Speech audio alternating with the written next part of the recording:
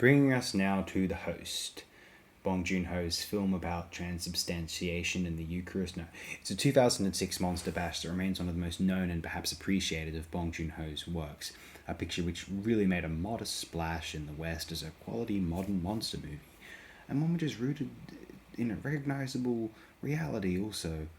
One might consider how Cloverfield was considered after it was released in 2008. For a brief moment, it was The Host which had occupied this space, and more generally liked than Cloverfield had been at that. I first became aware of The Host when that loathsome ratbag James Rolfe covered it as the 10th greatest giant movie monster. The footage for the film, the creature, the setting, its placement in a recognizable modernity, seemed incredible to a much younger me, although Rolfe's praise for it seemed reserved, like he didn't have permission to praise it as it wasn't an uber-established classic yet. And it was some years before I ever ended up actually watching the film. It was not readily available on DVD at DVD retailers in Australia, and before 2012 or so, it wasn't as easy to just locate a film online via whichever method employed. It would have been in high school, one of the last 2 years of, when I watched The Host, and I was a bit off-put by the appeals to a certain vaguely quirky indie humour sensibility, attempted emotional close-ups, some cutesy flourishes, identifying too viscerally where the sort of self-celebrating, pretend cultured vermin my own age at that time might think the movie is special or idiosyncratic or sweet. I was a belligerent little cunt, and now I'm a belligerent average height cunt, at least when we're talking about films, anyway. I look at The Host now and let me just ask the spoilers types to leave, not just this video, but this channel. You aren't welcome here, unless it means me spoiling films for you tools. In that case, do stay on. Anyway, looking at it now, the first half is a convicted masterpiece in my mind, or a bit over half, up to and including the death of Bong, and then it goes a touch or so contrived, I'd suggest. The thing is, The Host commences as a, where the family are concerned, rather believable lived-in indie drama. It disguises itself or lulls you.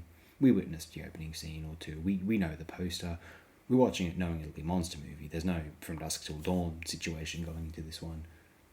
And you think that this would pass as a regular Korean drama, and then the monster shows up. Suddenly, the film's supposed premise of a more viable monster genre event occurring in the real world is really, really cogent. And one can appreciate the film as both a monster movie, a moving family drama, and a film about the actual emergence and the circumstances subsequent to the appearance of a mutated aquatic amphibious beast, as that featured in this picture. I feel as though the screenplay becomes a little too Hollywood in the second half. The escaping from the facilities, the whole archery thing, they all arrive at the same time to try and eliminate the monster. Just the fact that the family are the ones to kill the monster dissolves the notion that we're witnessing a story about real people affected by a real movie monster. Although, admittedly, we wish it were more like a film when confronted with the crushing tragedy of Hyun-seo dying.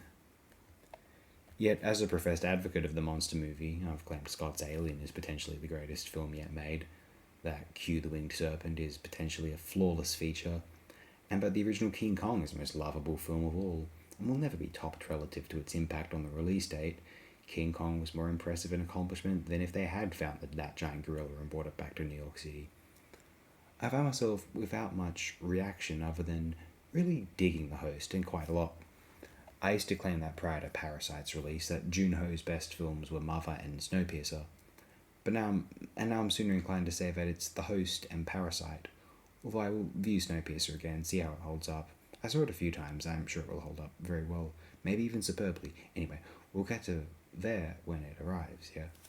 So The Host is a superlative work. To any in America who might be put off because it is Korean and you folks do exist, oh, I don't like that stuff, you think it's indie or hipster or this or that, you're just racist, and I want to extinguish all of the social justice vermin off of the planet, but you're also probably just racist, so forgive my use of such blunt tactics, but it might be true.